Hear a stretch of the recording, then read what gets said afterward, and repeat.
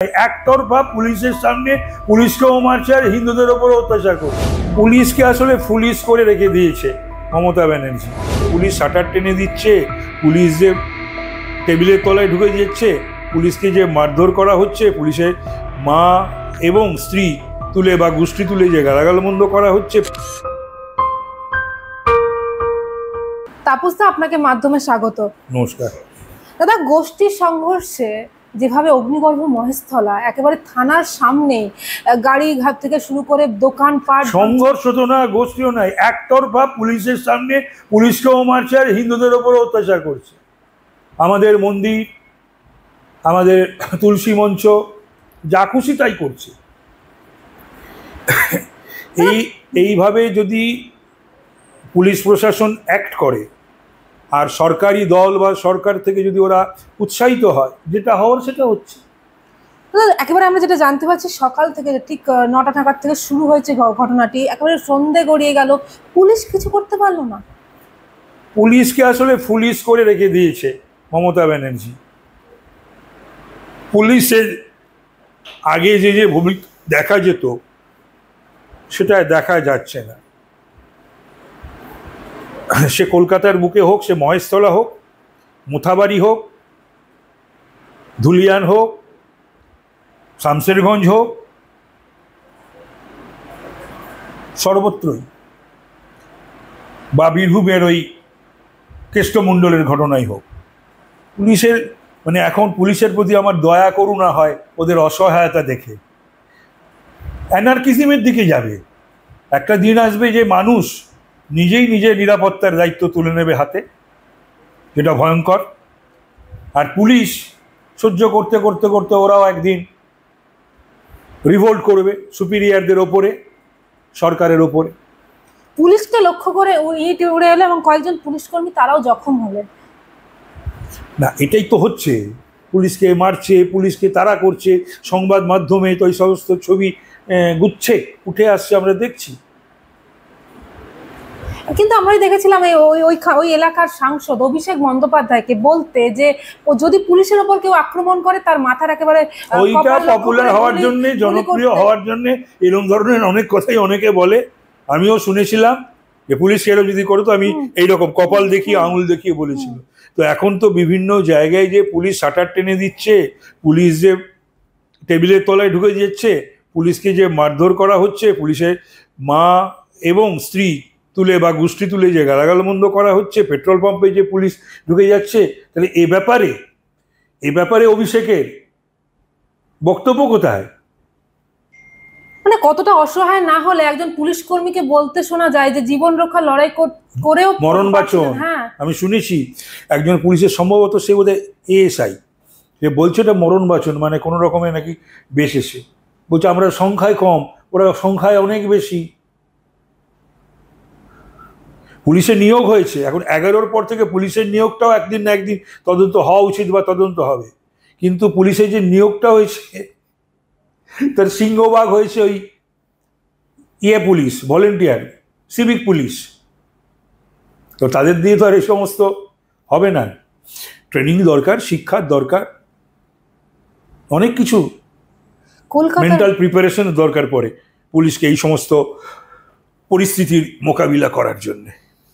মুর্শিদাবাদে দেখলাম ওটা একটা প্রত্যন্ত এলাকা, কিন্তু কলকাতার বুকে এরকম একটা ঘটনা কেন? কলকাতার বুকে তো এর আগেও তো হয়েছে। না, এই কলকাতার বুকেও তো হয়েছে, পাকসাকাশে হয়নি, কলকাতার বুকেও তো হয়েছে। কলকাতাতে নিয়েছে, ওনার তো অন্য কোনো কাজ নেই, কমিশনারেট করে দাও আর কলকাতার এরিয়া বাড়িয়ে দাও। আরে কমিশনারেট করে দিলে আর কলকাতা পুলিশের আন্ডারে সমস্ত দক্ষিণ 24 পরগনার থানাগুলোকে নিয়ে এলে কি আর শাসনের উন্নতি হবে? ঠিক এতটা দেরি ক্রাইম কন্ট্রোল হবে? ঠিক এতটা দেরি কেন হলো পুলিশের এতটা দেরি হলো? পুলিশকে দেরিতে যেতে বলা হয়েছে বা গেছে,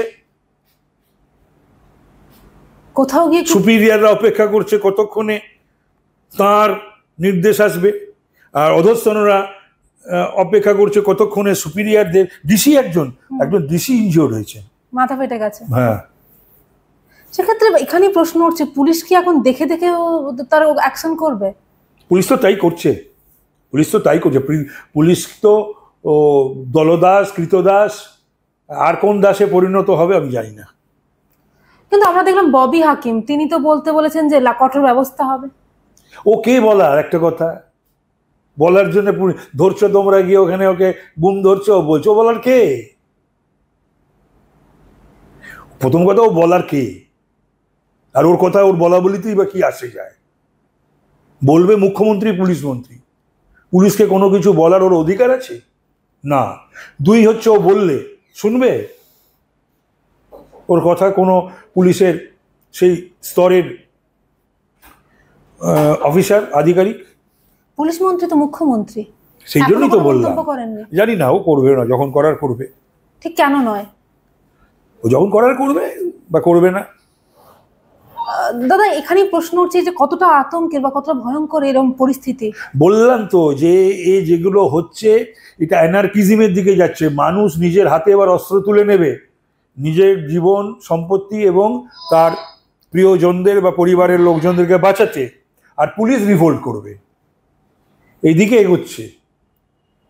দাদা থানার সামনে একেবারে গাড়ি ভাঙচুর, জ্বললো বাইক, এমনকি আমরা দেখতে পাচ্ছি অনেকগুলো ভিডিও যেখানে দেখা যাচ্ছে মন্দির ভাঙচুর করা হয়েছে। এর আগেও বহু ঘটনাই ঘটেছে সব থানার সামনে, বহু ঘটনাই ঘটেছে থানার একেবারে কাছাকাছি নিকটবর্তী অঞ্চলই ঘটেছে। তাহলে আইন শৃঙ্খলা কোথায়? আইন শৃঙ্খলা তো নেই। কে বলছে আইন শৃঙ্খলা কোথায়? কে বলছে আইন শৃঙ্খলা আছে? মানুষ ভরসা করতে পারবে থানার উপরে? করতে পারছে না, করছে। কে বলেছে? কে বলছে মানুষ ভরসা করছে? তাহলে পশ্চিমবঙ্গের ভবিষ্যৎ কি? ভবিষ্যৎ বললাম তো, পশ্চিমবঙ্গের ভবিষ্যৎ অন্ধকার। এর থেকে বাঁচার কি উপায় দাদা? এর থেকে বাঁচার পথ মানুষই আবিষ্কার করবে। দাদা আমরা দেখলাম আজকের প্রতিনিধি দল আপনাদের বিজেপির, তারা গেছিলেন সুকান্ত মজুমদার, তিনি একটি তুলসী মঞ্চ নিয়ে গেছিলেন, জগন্নাথ চট্টোপাধ্যায় এনারা গেছিলেন, কিন্তু যেভাবে তাদের আটক করা হলো, এমনকি সুকান্ত মজুমদারকে গ্রেপ্তার করা হলো, কিভাবে দেখছেন বিষয়টা? এই জিনিসটাকে কেউই ভালোভাবে নেওয়ার তো কথা নয়। সুকান্ত মজুমদার বাংলা থেকে নির্বাচিত দুবারের সাংসদ।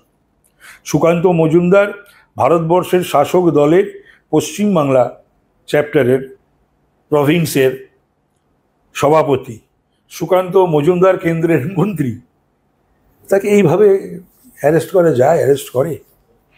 এই যে সক্রিয়তা পুলিশের, বিজেপির প্রতিনিধি দলকে বিজেপি কখনো অতি সক্রিয়, এই পুলিশ বিজেপির প্রতি কখনো অতি সক্রিয়, আর যেখানে নিষ্ক্রিয় সেখানে নিষ্ক্রিয়, যেখানে মারধর খাওয়ার সেখানে খাচ্ছে, অপমানিত হচ্ছে, নিজের পরিবার বংশ মা স্ত্রী তাদের সম্মান রক্ষা করতে পারছে না।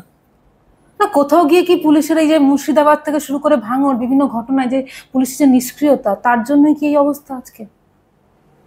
পুলিশকে নিষ্ক্রিয় করে রাখা হয়েছে।